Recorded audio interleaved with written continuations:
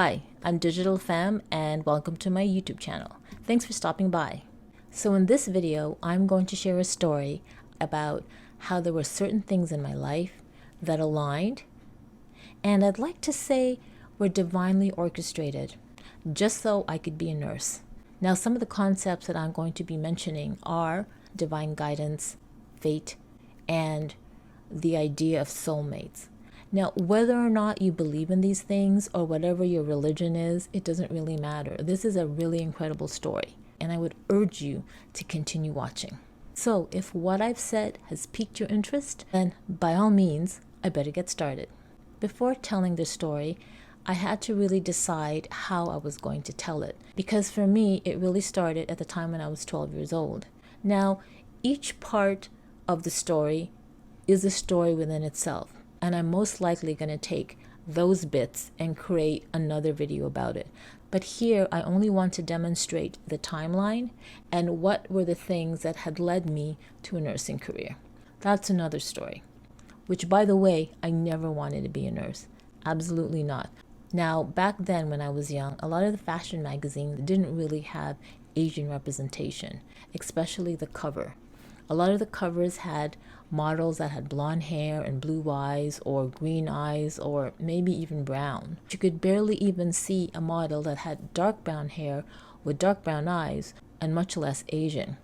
So I came across this magazine. I can't really remember the name, but I was really fascinated by it because it had a very beautiful woman with dark brown hair and dark brown eyes, and it seemed like her eyes were just a little bit slanted, but she was so exotic looking, and she was so beautiful.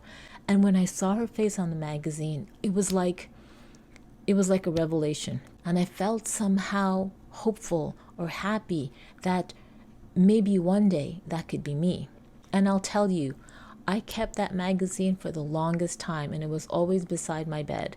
And every night or every moment I would stare at the face of the magazine and just pretend she was me or she would be my friend. So fast forward to 27 years old when I was working as a receptionist for Wear Toronto magazine in Toronto. Now, Wear Toronto was owned by key publishers who owned a number of other magazines. A few of them were Wedding Bells, Canadian Art, Toronto Life Fashion, and a number of other magazines that I can't remember. So the reason why I ended up being a receptionist at Wear Toronto was because I ended up taking nursing, I graduated, and by the time I graduated, there were no jobs. So that's another story. So here I am working for a magazine as a receptionist. Now, key publishers had their own main switchboard, and there was a lady who would work the switchboard around lunchtime, and her name was Terry. And once in a while, we would talk on the phone because people would call the main switchboard wanting to talk to people in Wear Toronto, so she would have to call me so she could transfer the phone. Now, this has been going on for a year where she would call me to transfer calls, and we never saw each other until one day she came into the office to pick up a check. And ever since then, we became really good friends and ended up having lunch together a lot of the times. There was one day when we were coming back from lunch and we were almost late.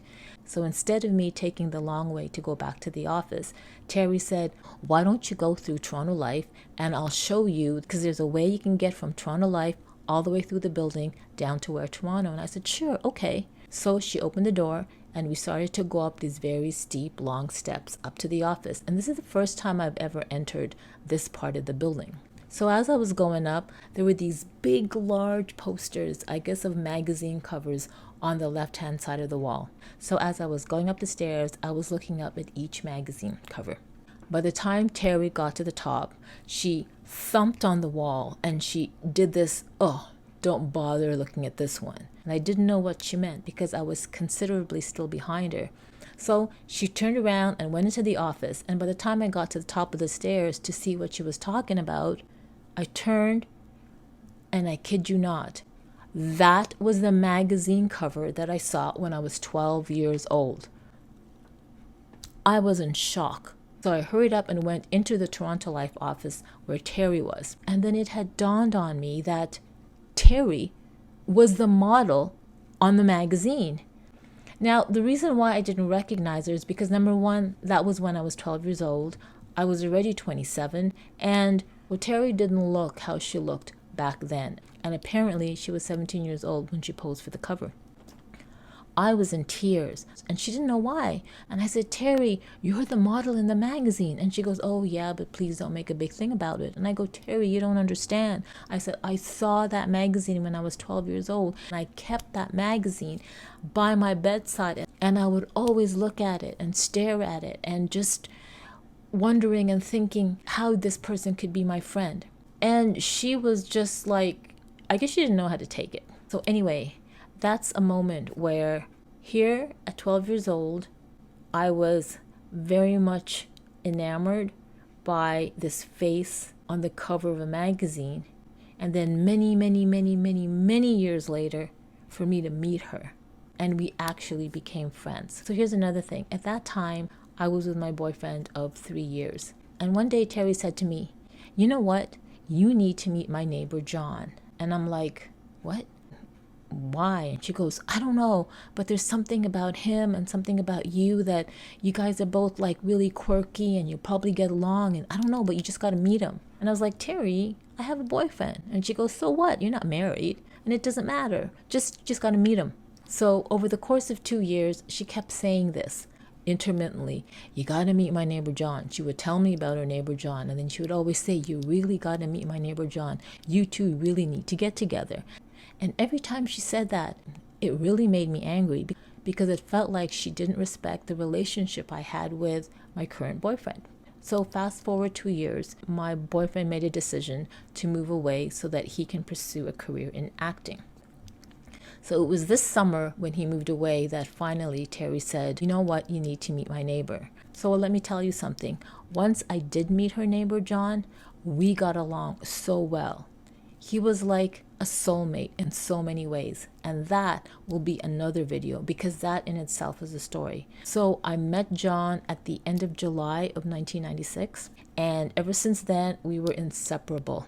Now, when October came, I had an aunt that was a nurse in Texas, and she was in Toronto in October to celebrate the Canadian Thanksgiving. Now, as far as my aunt knew, I graduated nursing, and I guess she assumed that I was working as a nurse. But when I met her and she found out I wasn't working as a nurse, she was really disappointed.